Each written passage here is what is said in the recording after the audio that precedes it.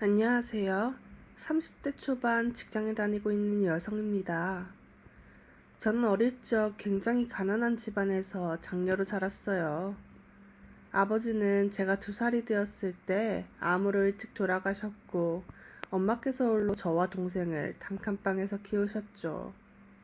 아무래도 친정엄마는 매 끼 일을 걱정해야 할 정도로 힘들다 보니 장녀인 저에게 많이 의지하시고 기대셨어요. 그러면서 제가 성공해야 동생도 성공할 수 있다는 말씀을 계속 하셨죠.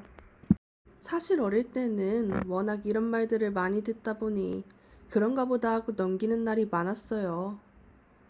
하지만 저도 사람인지라 어느 순간부터는 부담감이 많이 생기게 되더라고요.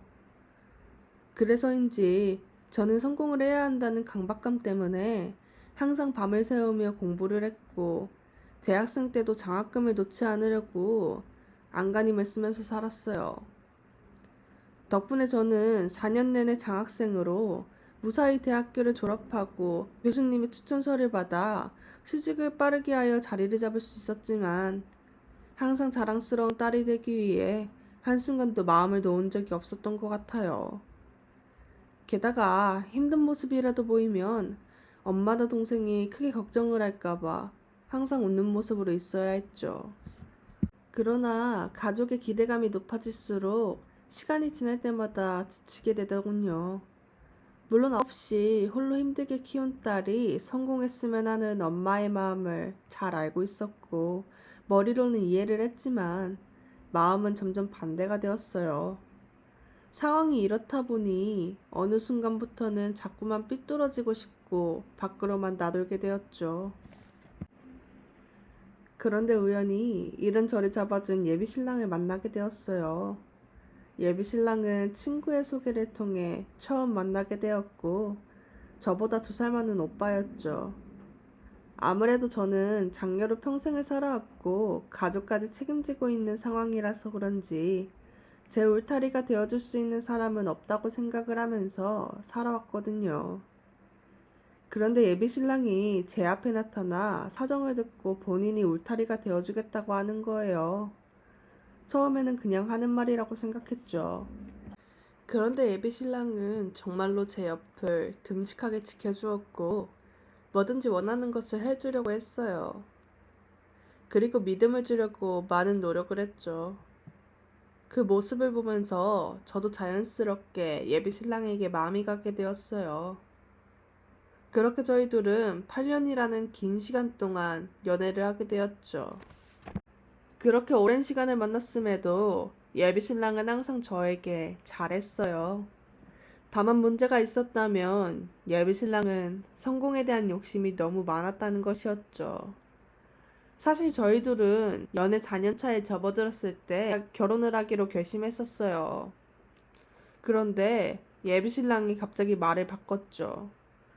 처음에는 양가 부모님께 인사를 드리기로 해놓고 대체 이게 무슨 소리인가 했어요. 그래서 무슨 소리를 하는 거냐고 했더니 예비 신랑은 본인이 로스쿨에 들어가고 나서 결혼을 하겠다고 하더군요. 처음에는 장난치는 건가 싶었죠. 그런데 정말 진심이었는지 그동안 돈도 없고 백도 없어서 하고 싶어도 못했다면서 인생에 한 번쯤은 검사복을 입어보고 싶다고 했어요. 그러면서 결혼을 하고 나서 후회하는 것보다 도전이라도 해보고 식장에 들어가고 싶다고 본인을 이해해주고 도와달라고 했죠. 갑자기 이런 이야기를 들으니 머릿속이 정말 복잡했어요. 물론 예비 신랑이 법 관련 대학교를 졸업했지만 로스쿨 입학에 계속 실패를 했고, 결국 포기를 한 후 일반 회사에 들어가게 되었다는 내용을 듣기는 했죠. 그런데 한번 포기했으면 끝이지 이제 와서 다시 도전을 해보겠다니요. 분명히 1, 2년 고생해서 끝날 것도 아닌데 결혼까지 미루고 도와달라고 하니까 저로선 당황스럽기도 하고 어떻게 해야 할지 막막했죠. 하지만 그렇다고 해서 도전도 못 해보고 결혼하면 후회를 할 것 같다고 하는데 무작정 막을 수도 없었어요. 그래서 결국 저는 결혼도 미루고 예비 신랑이 검사가 될 때까지 뒷바라지를 해주기로 했죠. 물론 걱정이 이만저만 아니었어요. 아무리 똑똑한 사람이어도 로스쿨 입학은 쉬운 게 아니잖아요. 그래도 예비 신랑이 열심히 하면 뭐라도 되겠지 싶어서 열심히 도와주기로 했죠. 예비 신랑은 회사에 휴직기를 낸 후 곧바로 독서실에 들어가 로스쿨 준비를 위한 공부를 하기 시작했어요. 검사가 정말 되고 싶었던 것인지 예비 신랑은 정말 밤을 새면서 열심히 공부를 하는 듯 했죠. 그래서 금방 좋은 소식을 들려줄 수 있겠구나 하는 생각을 하면서 열심히 뒷바라지를 해주었어요. 혹시나 굶으면서 공부를 하지는 않을까 하는 생각에 매일같이 도시락을 가져다 주었고 독서실 비용까지 모두 제가 부담을 했죠. 친정에 들어가는 생활비부터 예비신랑 로스쿨 뒷바라지까지 정말 부담이 많이 되었지만 제가 쓰는 돈을 아끼고 모아서 할 수 있는 만큼은 도와주었어요.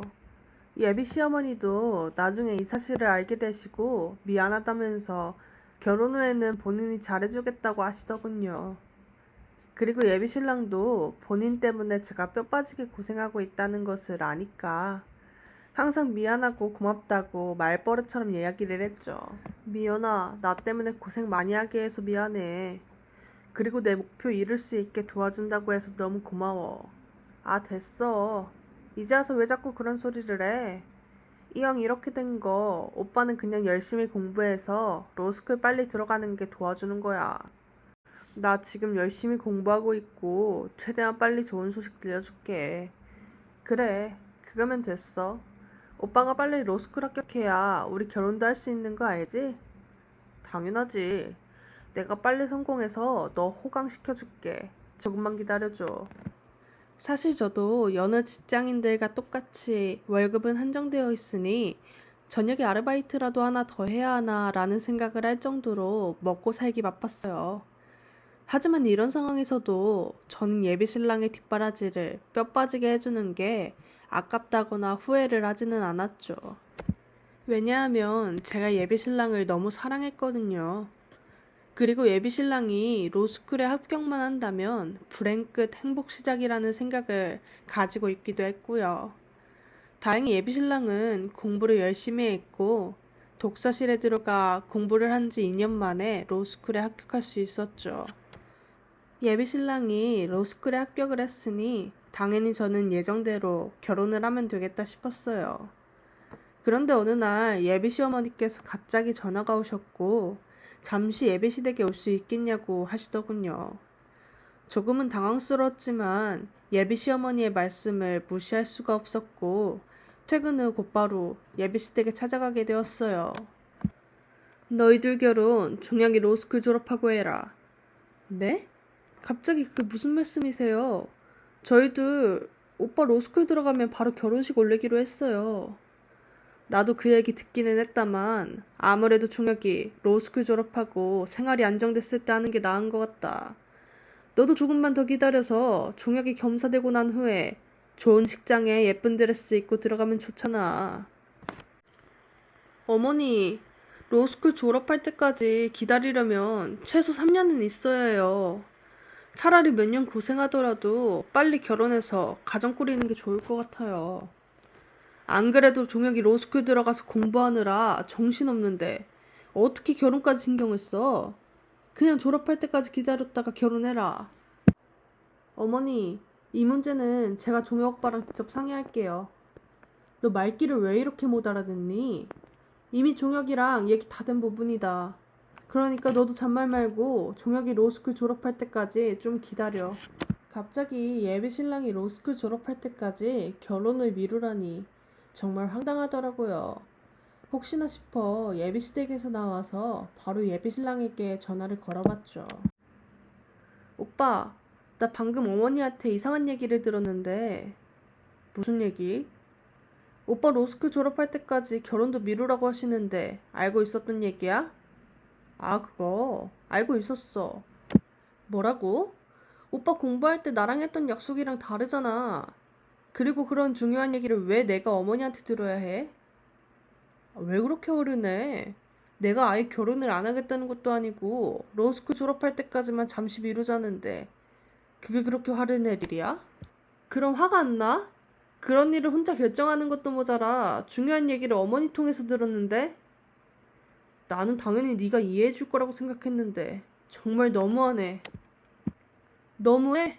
진짜로 너무한 게 누군데 결혼 앞두고 로스쿨 준비한다고 뒷바라지 해달라고 해서 뼈 빠지게 해줬더니 이제는 또 결혼을 미루겠다고?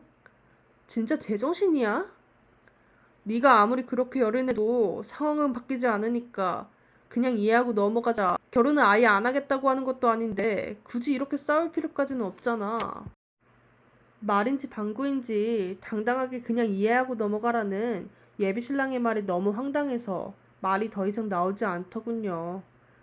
저는 예비 신랑과의 전화 통화를 끝내고 나서 이 일을 어떻게 해결해야 할지 생각했어요. 그런데 아무리 생각해봐도 도저히 답이 나오지 않았고 막막하기만 했죠. 예비 신랑의 행동에 결혼이고 뭐고 그냥 뒤집어 엎고 싶다가도 그동안 예비 신랑한테 투자한 시간과 돈이 아까워서라도 이대로 끝을 낼 수 없다는 두 가지의 생각이 왔다 갔다 했어요. 하지만 저는 예비 신랑을 사랑하는 마음이 더 컸죠. 결국 저는 예비 신랑이 로스쿨을 졸업할 때까지 기다려주기로 했어요. 찾아보니 로스쿨을 졸업할 때까지 4, 5년 이상 걸리는 경우도 종종 있다고 했지만 그래도 열심히 공부하고 노력하면 예정대로 3년 후에 졸업할 수 있지 않을까 싶었거든요. 그래서 며칠이 지나고 화가 가라앉은 저는 예비 신랑에게 연락을 해서 내가 기다려줄 수 있는 기간은 딱 3년이라고 3년 후에는 무조건 결혼식 올리는 거라고 하면서 단단히 못을 박았어요. 저의 이야기에 예비 신랑과 예비 시어머니는 이해해줘서 너무 고맙다고 하더군요. 솔직하게 앞으로 3년을 어떻게 기다려야 할지 막막하기만 했고 친정엄마도 이게 무슨 짓이냐고 그냥 뒷바라지에 들어간 돈 모두 돌려받고 헤어지라면서 노발대발 난리를 치셨어요. 하지만 자식 이기는 부모 없다더니 끝내 엄마는 이해를 해주셨고 저도 딱 3년만 참아보자고 마음을 먹었죠. 사실 저희 둘은 결혼식을 미루기는 했지만 거의 부부나 다름이 없었어요. 예비 신랑은 로스쿨에 들어가게 되면서 자취방을 정리하고 기숙사에서 생활을 했거든요.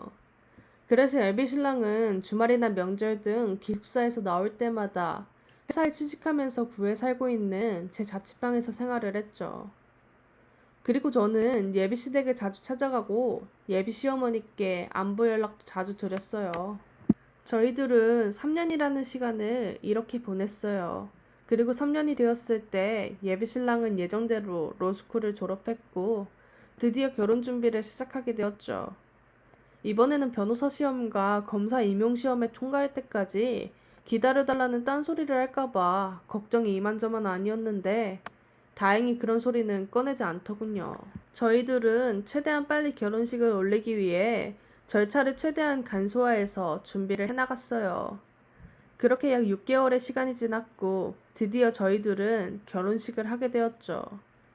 결혼식 당일 저와 예비 신랑은 아침 일찍 집을 나섰고 준비를 끝낸 후 식장으로 향했어요. 예비 신랑은 식장 앞에서 하객들을 맞이했고 저는 결혼식 시작 전까지 신부 대기실에 앉아 있었죠. 저는 정말 끝없이 대기실로 들어오는 하객들을 맞이하면서 정신없이 사진을 찍고 있었어요. 그런데 신부 대기실 문 옆에 모르는 여자가 서서 계속 어슬렁거리고 있는 거예요. 저랑 나이가 비슷해 보였는데 한 번도 본 적 없는 사람이니 당연히 신랑 쪽 하객으로 생각했었죠. 처음에는 내성적인 사람이라 쑥스러워서 안으로 들어오지 못하고 있는 건가 생각했어요. 그래서 저는 괜찮다고 들어와도 된다는 식으로 손짓을 했죠. 그런데 그 사람은 제 손짓을 보고 흠칫하더니 급하게 제가 보이지 않는 곳으로 숨더군요. 그 모습을 보고 저는 심하게 내성적인 사람인가 보다 단순하게 생각했어요. 시간이 흐르고 하객들이 식장에 모두 들어간 후 저는 결혼식을 20여 분 남겨두고 도와주시는 이모님과 막바지 드레스 정리를 하고 있었죠.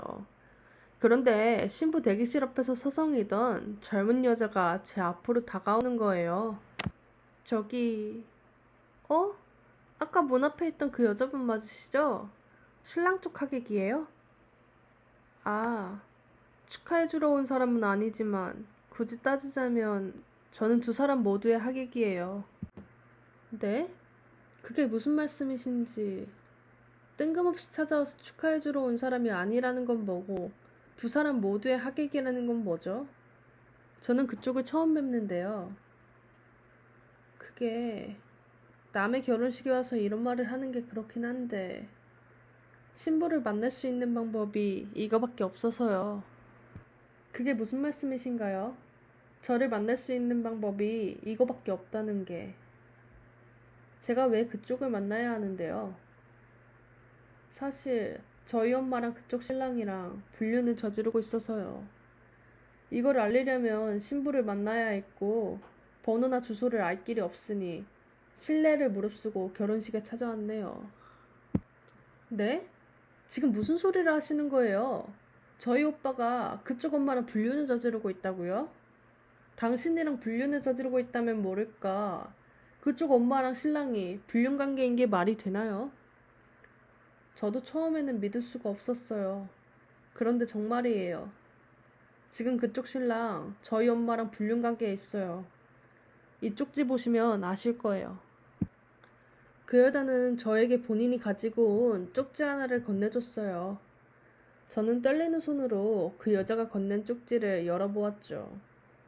그런데 그 여자가 이야기했던 그대로 나이 많은 여자와 예비 신랑이 강한 스킨십을 하고 있는 사진과 함께 예비 신랑이 그동안 불륜녀에게 받아간 금액이 적힌 내역서가 있었어요. 정말 황당하고 어이가 없어서 그대로 주저앉아 버렸죠. 봤죠? 우리 엄마랑 그쪽 신랑이랑 그렇고 그런 사이라는 거. 설마 했는데 그쪽 엄마가 불륜을 저지르고 있다면서 여기까지 찾아온 이유가 뭐예요? 설마 나랑 오빠랑 결혼식을 한다니까 엄마를 버렸다고 생각해서 망치려고 온 거예요? 엄마가 버려지든 말든 저랑은 상관없는 일이에요. 그럼요. 엄마가 버려지든 말든 상관없다면서 여긴 왜 왔어요? 나한테 이걸 알려주려고 식장까지는 오지는 않았을 텐데. 엄마가 당신 신랑한테 뿌린 그 돈 우리 아빠 암치료비였어요. 우리 아빠 목숨값으로 당신 신랑이랑 엄마가 놀고 먹고 했다고요. 그쪽도 신랑 바람 피우는 거 몰랐다는 거 아는데 나 이거 그냥 못 넘어가요. 결혼식 뒤집어 엎을 거니까 그렇게 알고 계세요. 너무 창피해서 죽을 것 같으면 그냥 도망가시던가. 그 여자는 이 말의 끝으로 신부 대기실을 나갔어요. 옆에서 상황을 지켜보고 있던 이모님도 저 여자 큰 사고 치기 전에 잡아야 하는 거 아니냐면서 안절부절 못 하시더군요. 저도 갑작스러운 상황에 머리가 터질 것 같았지만 예비 신랑 놈이 바람을 피우는 것은 절대 못 넘어가겠다는 생각이 들었죠. 게다가 그동안 제가 예비 신랑 놈한테 투자한 돈이 한두 푼 아니잖아요. 정말 뼈 빠지게 뒷바라지해서 로스쿨 보내놨고 3년을 더 기다려서 졸업시키고 겨우 결혼식장에 들어온 건데 그동안 버린 돈과 시간은 모두 보상을 받아야겠다는 생각이 들었죠. 그래서 저는 예정대로 웨딩드레스를 입고 식장에 들어가게 되었어요. 당연히 옆에서 도와주시는 이모님이 신랑이 바람을 피웠다는데 식장에 들어가는 게 말이 되냐고 말리셨죠. 하지만 저는 예비 신랑놈에게 받아야 할 게 있다면서 기어코 식장에 드레스를 입고 들어갔어요. 그렇게 예식은 순서대로 진행되었고 아무리 찾아봐도 그 여자의 모습은 보이지 않더군요. 제 계획은 그 여자가 난리칠 때 예비 신랑에게 쪽지를 들이밀고 난리치는 것이었기에 언제 밝혀야 하나 이리저리 눈치를 보고 있었죠. 예식은 막바지인데 그 여자는 도무지 나타날 생각은 하지 않으니 설마 거짓말 친 거 아니야? 라는 생각이 들어 머리가 복잡했어요. 어느덧 예식은 신랑 신부 행진 순서만 남겨두고 있었고 저는 에라 모르겠다는 생각에 드레스 안쪽에 숨겨놓은 쪽지를 꺼내려고 했죠. 그런데 때마침 그 여자가 식장 안으로 들어오더니 예비 신랑이 본인 엄마와 불륜을 저질렀다면서 고래고래 소리를 지르는 거예요. 처음에는 사람들이 남의 결혼식에 와서 무슨 난리냐고 나가라면서 쫓아내려고 했죠. 그러나 그 여자는 지지 않고 버진로드에 올라서서 복사에 가지고 온 종이를 여기저기 뿌리기 시작했어요. 그 여자가 뿌린 것은 신부 대기실에서 저에게 준 쪽지 속 예비신랑과 함께 있는 불륜녀의 사진과 예비신랑이 용돈으로 받아갔다는 소금 내역서였죠. 당연히 사람들은 웅성웅성대기 시작했고, 친척 중 한 분은 나이 많은 아줌마랑 바람을 피우는 게 말이나 되는 일이냐고 가문에 수치라면서 예비신랑 놈에게 손가락질을 하기 시작했어요. 그러자 예비신랑과 예비시어머니의 얼굴이 잿빛으로 변하더군요.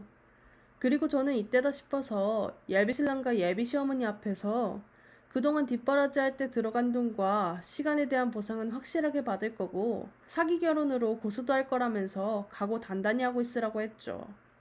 저희 친정엄마도 예비신랑 놈이 저지른 일을 알고 나서 이게 사람이 할 짓이냐고 난리를 쳤어요. 예비신랑 놈과 예비시어머니는 저와 엄마 앞에 무릎을 꿇고 한 번만 용서해달라고 파혼은 받아들일 테니 고소만 하지 말아달라고 하더군요. 그러나 저는 그럴 생각이 없었고 친정엄마를 모시고 난리가 난 결혼식장을 나와버렸어요. 그리고 곧바로 변호사 사무실을 찾아가려고 건물을 나서려고 했죠. 그런데 신부 대기실로 찾아온 그 여자가 가려는 저를 붙잡더니 잠깐이면 되니까 이야기 좀 하자고 하더군요. 나한테 무슨 할 말이 더 남아서 잡는지는 모르겠지만 왠지 모르게 들어야 할 것 같다는 생각에 일단 그 여자를 따라 나섰죠. 저한테 할 말이 더 남았어요? 그게 사실 어차피 파혼을 하실 것 같아서 이 말까지는 안 하려고 했는데 그래도 말씀을 드려야 할 것 같아서요. 제가 모르는 일이 또 있어요? 엄마 불륜남 로스쿨 안 나왔어요. 꼴을 보니까 법대 나온 것 같지도 않더라고요. 그게 무슨 소리예요? 로스쿨 뒷바라지 제가 해줬고 두 눈으로 학생증까지 확인했는데 아니 그보다 그쪽이 오빠 로스쿨 다녔다는 건 어떻게 알았어요? 지금까지 불륜남 엄마한테 로스쿨에 다니면서 돈이 많이 든다며 용돈 받아갔던 거예요. 돈 받아가면서 본인이 검사되면 꼭 호강시켜주겠다고 엄마한테 매일같이 이야기했고요. 엄마는 그 말에 홀딱 넘어가 아빠 병원비며 치료비까지 빼간 거예요. 어떻게 이런 일이. 그런데 로스쿨 안 다니고 있다는 건 어떻게 알았어요? 사실 불륜남이 다닌다는 로스쿨에 아는 사람이 학생으로 있어요. 그런데 아는 사람은 로스쿨 다닌다는 거 이용해서 과외도 하고 일도 하면서 돈을 벌고 잘 사는데 자꾸만 돈이 없다고 하는 게 수상하더라고요. 물어보니 때마침 아는 사람이 다니고 있는 로스쿨 학생이길래 혹시나 싶어서 알아봤던 거죠. 그거 확실해요? 네. 불륜남이 보여준 학생증부터 달라요. 원래 학생증은 이렇게 생겼거든요. 그 여자는 저에게 사진으로 찍어놓은 진짜 학생증을 보여주었어요. 정말로 전 예비신랑 놈이 보여준 학생증과 달랐죠. 정말 어이가 없고 황당하더군요. 일단 고소를 하는데 쓸모가 있을 것 같다는 생각에 저는 그 여자에게 부탁해서 사진을 받아놓았죠. 그런데 이렇게 중요한 사실을 왜 알려주는 거예요? 아까 식장에서 들어보니까 고소한다고 하시더라고요. 들어간 시간과 돈 모두 보상받겠다고 하시니 도움이 되지 않을까 싶어서요. 아, 네. 고마워요. 전 예비신랑은 하나부터 열까지 다 거짓말이었어요. 그래서 하루라도 빠르게 고소를 해야겠다 싶었고 친정엄마와 함께 변호사 사무실에 찾아갔죠. 다행히 전 예비신랑을 대상으로 고소를 해서 보상을 받을 수 있다고 하더군요. 그래서 저는 고소를 하기로 마음을 먹었고 진행을 했죠. 그런데 결혼식이 끝나고 며칠 후 전 예비신랑은 고소 사실을 알았는지 전 예비시어머니와 함께 제 회사 앞으로 찾아왔어요. 미연아, 내가 잘못했어. 그런데 정말로 그 여자한테 마음을 준 건 아니야. 나 한 번만 용서해주라. 내가 미쳤어? 이 세상에 바람 피운 인간을 용서하는 여자가 어디 있어? 며느라가 우리 아들 한 번만 용서해주고 예정대로 혼인신고하면 안 될까? 저 그쪽 며느리 아닙니다. 그리고 바람 피운 것도 모자라 로스쿨 졸업했다고 거짓말하는 놈을 제가 왜 용서를 해야 하죠? 당신들이 아무리 이렇게 무릎 꿇고 빌어도 저는 끝까지 고소 절차 진행할 거고 제가 들인 시간과 돈 모두 보상받을 겁니다. 나 죽었다 깨나도 돈 없어. 돈이 없으면 만들어. 빚을 져서 주던지 아니면 이럴 시간에 나가서 한 푼이라도 버는 게 어때? 당신 어차피 로스쿨 졸업생도 아니라면서. 나는 어떻게든 당신한테 보상받을 거니까 피해갈 생각은 하지 않는 게 좋을 거야. 저는 이 말을 끝으로 그냥 회사 안으로 들어와 버렸어요. 그렇게 재판은 진행되었고 예상했던 것처럼 전 예비신랑이 저에게 위자료를 보내줘야 했죠. 전 예비신랑과 전 예비시어머니는 마지막까지 한 번만 용서해주면 안 되겠냐고, 아니면 위자료를 조금만 깎아달라면서 빌었어요. 하지만 저는 끝까지 받아내기로 마음을 먹었기에 약속된 기일까지 돈이 들어오지 않으면 곧바로 법적인 조치까지 할 생각이라고 이야기하고는 법정을 나와버렸죠. 결국 전 예비신랑은 약속된 날짜에 돈을 보내왔어요. 나중에 전 예비신랑 친구를 통해 듣게 되었는데 전 예비신랑은 위자료를 보내려고 빚을 져서 지금의 일용직과 택배일을 밤낮없이 하고 있다고 하더군요. 그 이야기를 들으니 속이 아주 시원했어요. 이참에 전 예비신랑이 지난 일들을 반성하고 개가천선이라는 걸 했으면 좋겠네요. 저도 그동안 전 예비신랑에게 들어간 돈과 시간이 지금 생각해도 아깝지만 결과적으로는 돈으로 보상을 받게 되었으니 이번 사연글을 마지막으로 앞으로는 전 예비신랑에게 받은 상처는 잊고 새로운 마음으로 새로운 인생을 살아보려고 합니다. 긴 사연 들어주신 애청자님들께서도 앞으로의 제 인생을 많이 응원해주시고 격려해주세요. 감사합니다.